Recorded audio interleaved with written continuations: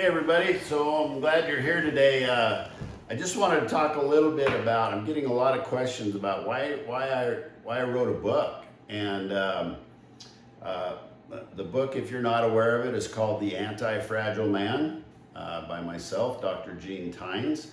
Anti-Fragile, if you're searching for it on Amazon, is one word, just so you know. But the basic reason is I wanted to make a difference. I wanted to help people. That's why I went into dentistry to begin with, is I just wanted to make a difference in people's lives. I wanted to help them. And the problem is I have an amazing one-on-one coaching program, but I can't work with everybody. It's just simply not possible. And so I'm thinking in my head, how can I impact more people's lives? What can I do to actually, make a difference? And so that's when I started writing the book about a year ago. It comes with my real world experience. It comes with my experience as a doctor, as a trained observer, as somebody who's coached men through, some really hard situations, as somebody that's actually a licensed guide by the Montana Guides and Outfitters Association. So I've kind of been there, done that, and I wanted to share my knowledge and hopefully make your journey easier. So the first thing that I wanted to accomplish with the book is to help men understand that, and older women too, that they're not broken. They've just been misled. There's so much misinformation out there, especially for us older folks, that we've been told that coffee's good, coffee's bad, eggs are good, eggs are bad. And finally you don't know what to believe, so you just kind of throw your hands up and say to hell with it. We'll just roll the dice, right? And that's really sad, because there are certain things, certain principles that if they're applied on a daily basis, it moves the needle. It actually makes all the difference in the world. So that's the thing I want to help people understand. And then there's this concept called epistemic humility, which we've all kind of heard the saying that, you don't know what you don't know. But this takes it a step farther, that sometimes you can't even believe what you think you know. Now, chew on that for a little bit. It's like, it's so bizarre that we think we have the knowledge that we need to accomplish a certain task. But sometimes we're working with the wrong information, and you may still get there, but it's going to take you a lot longer. It's going to be a lot more struggle, and the result might not be what you wanted it to be. So that's the first thing, is you're not broken. You just need the right information. I know this for a fact, because when I start coaching people one-on-one and we get them the right information, and sometimes it's just little tiny tweaks that we do to what they're already doing, everything just explodes. Everything gets better for them. So I know that that's super important. You've either got the wrong information, or, like I say, you can't always believe what you think you know, okay? The next thing that I want people to understand is that simply being resilient is not enough. Resilience is great, right? The wind blows on the oak tree and the roots get a little stronger if the wind blows harder, but resilience does imply there at some point there is a breaking point. And that's where it's not enough to be just resilient. What I want you to be, what I want for you, is what I call anti-fragility. And what anti-fragility is, not only being able to be resilient and withstand the storm, but you take that storm, you take that chaos, you take those problems that you have in life, and you actually exit the other side stronger. You actually exit the other side better. You take those battle wounds, those scars, and instead of trying to cover them up, you know that you have those scars because you've been in the arena, you've done the work, you fought the good fight, and so now you're better because of that. That's what anti-fragile is. It's embracing the chaos, knowing that's a normal part of life, and coming out the other side stronger, okay? So the other thing that makes me feel qualified to write the book is I've lived through some of this stuff. You'll see in the book that I was diagnosed with this rare blood disorder, had to retire from dentistry. Thank God there's a medication now that helps me. Yeah, it's $500,000 a year, but the medication makes all the difference in the world. So I've seen firsthand what it can do. I went into this diagnosis with a huge reserve capacity because I'd done the work all those years previous. And what I mean by reserve capacity is we're all going to get knocked down. We're all going to get beat up at certain times in life. And if we're strong going into that, we may get knocked down a little bit, but we're going to come out on the other side even stronger. If you don't have any reserve capacity, look at what happened to some people during COVID. They weren't in terrible shape, but they weren't in very good shape. I had one of my family members that, you know, wasn't in great shape, didn't work out, didn't eat real good, but wasn't terrible shape. And he actually passed away from COVID because he didn't have any reserve capacity. I don't want that to happen to you. And then also, I think too many people are acceptance of decline as they get older, especially in this last third of life.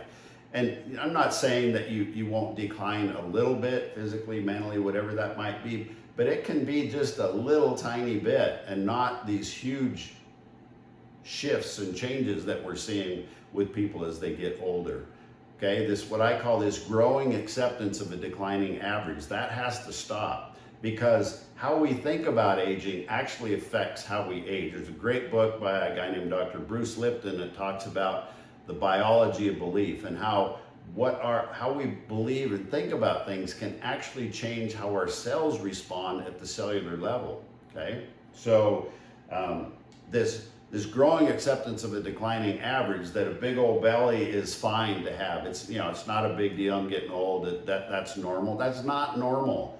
That's terrible for your body. That abdominal fat is, you know, we dissected cadavers in school, and you look at some of these people that were severely obese, and you look at how that abdominal fat was just literally choking their organs, and trying to pump blood to that was just a huge chore for their heart. It's incredible. That's not okay. That's not normal. It doesn't have to be that way. And we can definitely show you how, and hopefully the book will give you some tips on how to do that.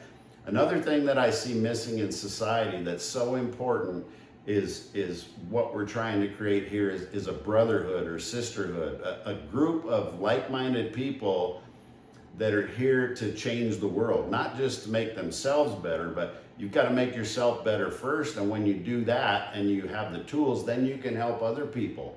And that's the thing for me too. If I help you and you go help 10 other people, that's how this whole thing is going to change. That's how we can go from being the richest country on earth and also being one of the sickest countries on earth. That's how we can go and change this thing so we're the richest, most prosperous country on earth and the healthiest on earth. We absolutely should be, but we need the right tools. And again, that's one of the reasons I wrote the book. So I help you, you go help 10 other people, those 10 people help 10 people. Imagine what a difference that can make in society as a whole.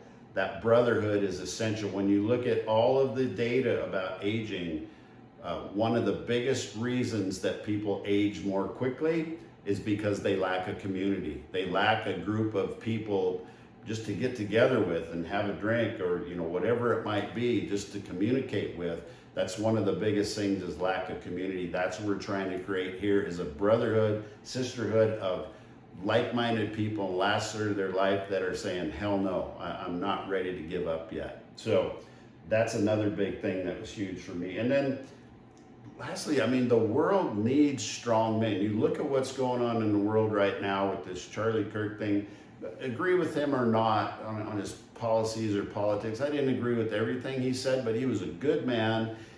He wasn't afraid to tell you what his thoughts were, and he wasn't afraid to debate you and listen to what your thoughts were. And maybe he would change his opinion based upon how you helped him, and maybe you would change your opinion on how you look at life based upon what he said. That's how the world's supposed to work. We're all supposed to be able to talk to each other, listen to each other. We don't have to be best friends and agree with everything, but we need to be open to maybe new ideas and new ways of thinking, and we're all brothers and sisters, okay? But the problem comes in when a society, a community doesn't have a strong masculine part of that community, it will fall apart. I point to some studies in my book about how societies and communities as a whole, they need the feminine and they need the masculine. It has to be that way. And I'm also a huge advocate of peace through strength, not being a bully.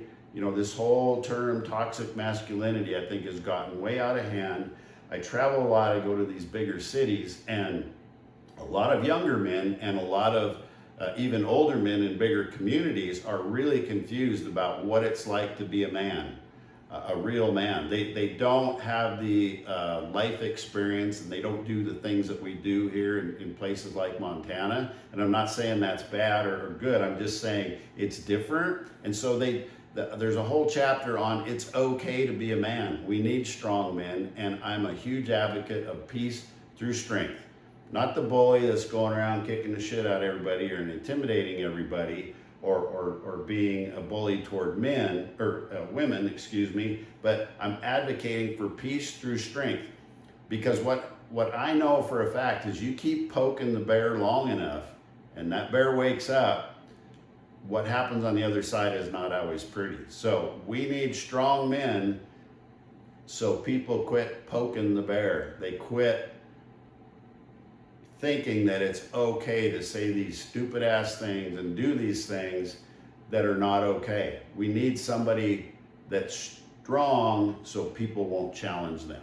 Okay, I think that's a super important part of our society that's lacking right now. And that's another reason that I'm so excited about the brotherhood we're creating. And then lastly, I want this book, it's called a tactical guide. So I want you to take the book, I prefer you get the print version of the book and actually use it and read it. And there's, at the end of every chapter, there's tactical guides to just do this, this, and this, and this, and you'll be 80 to 85% of the way there.